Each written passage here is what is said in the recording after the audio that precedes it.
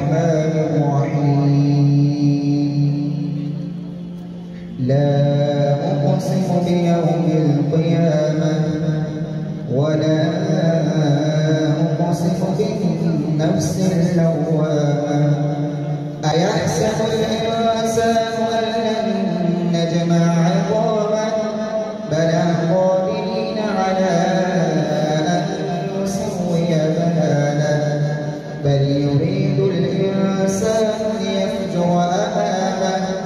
يسأل أيان يوم القيامة فإذا برق البصر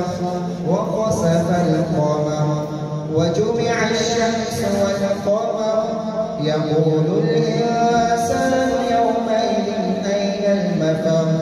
كلا لا وزر إلى ربك يومئذ المستقر ينبأ الإنسان يومئذ بما قدم وأخر صدق الله العظيم.